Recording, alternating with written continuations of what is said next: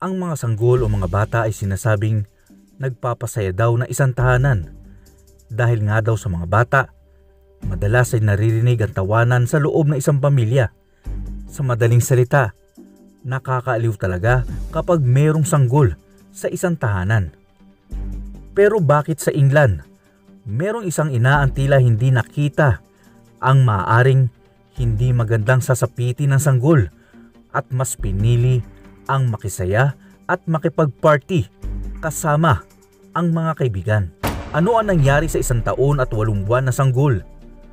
Noong makita ito ng kanyang ina sa loob mismo ng kanilang bahay, anong malaking kapabayaan ang ginawa ng nanay na ito na humantong sa kamatayan ng isang wala pang 2 taon na gulang na bata?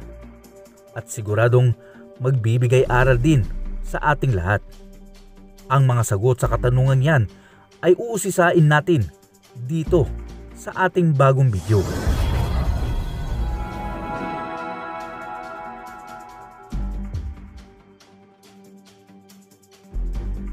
Si Burpee Cuddy na taga Brighton, England ay isa lamang sa mga kababaihan na maagang biniyayaan ng isang magandang supling.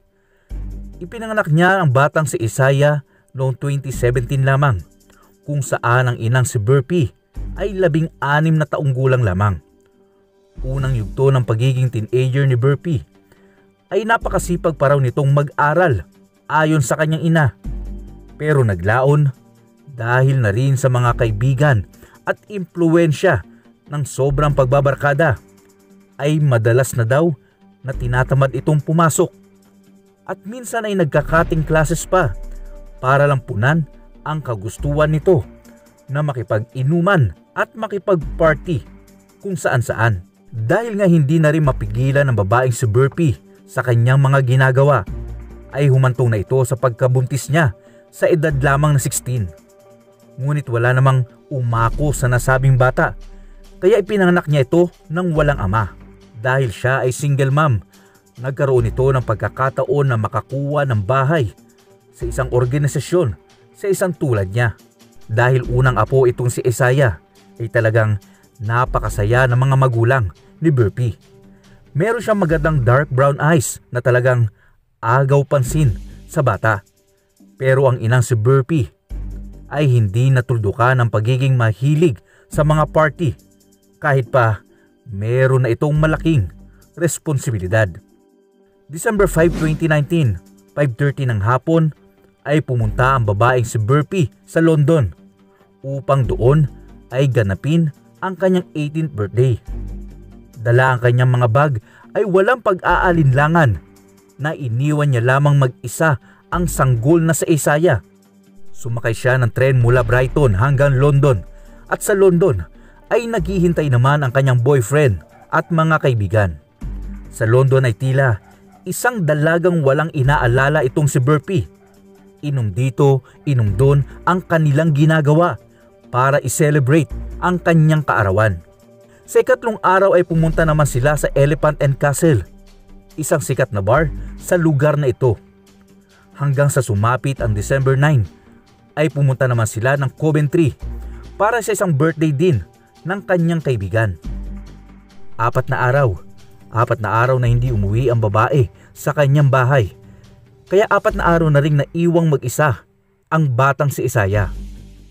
December 11, 2019, sa ika-6 na araw na pagsasaya at pamamasyal ni Burpee, ay dito pa lamang siya umuwi sa kanyang tahanan sa Brighton. Pagkarating niya sa bahay ng bandang 6 ng gabi, dito niya nakita ang wala ng buhay na si Isaiah. Pero sa di malamang dahilan o maaring dahil sa paggabigla at takot, ay inabot pa ng 3 oras bago pa siya humingi ng tulong. Pagkarating ng ambulansya sa apartment, ay isinugod agad sa ospital ang bata, pero DOA na ito at wala na talagang senyales ng buhay. Noong imbestigahan ang nanay na si Burpee, sinabi niya na pinakain niya pa raw ng saging ang kanyang anak, pero sadyang masama daw talaga ang pakiramdam ng bata. Hindi naman agad naniwala ang mga nag-iimbestiga sa kanya, at noong lumabas ang resulta ng ginawang pag-examine sa bata, Lumalabas na nawalan ito ng buhay dahil sa influenza, matinding gutom at dehydration. Dahil sa ilang araw, nawala talagang laman ang tiyan ng bata. Nung una, pinabulaanan ito ng babae at di daw niya iniiwan anak niya nang walang kasama. At upang patunayan ang pagiging pabaya ng inang si Burpee, ay kinalap ng mga kapulisan ang CCTV sa kanyang apartment. Doon nila nabatid na sadyang 6 na araw na hindi umuwi itong inang si Burpee. Kaya 6 na araw din na hindi kumain at uminom ang bata. Sa patuloy na pag-iimbestiga ng mga pulis, hindi lang pala ang nangyaring pagkamatay ng bata ang unang pagkakataon na iniwan ito mag-isa ng kanyang ina.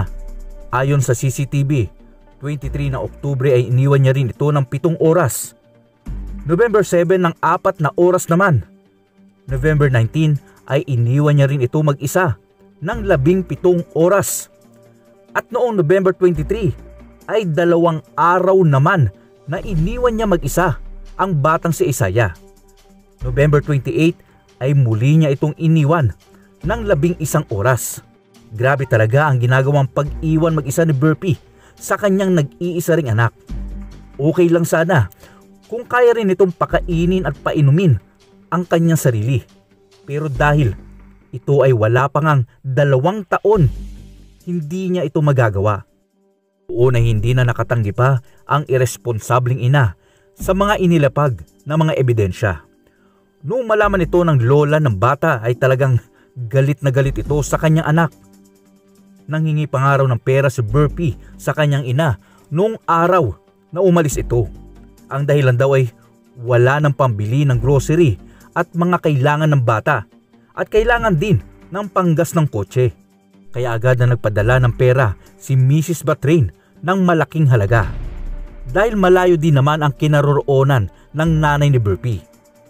Yun naman pala, ginamit lang nito ang pera sa pagse-celebrate ng kanyang birthday kasama ang mga barkada.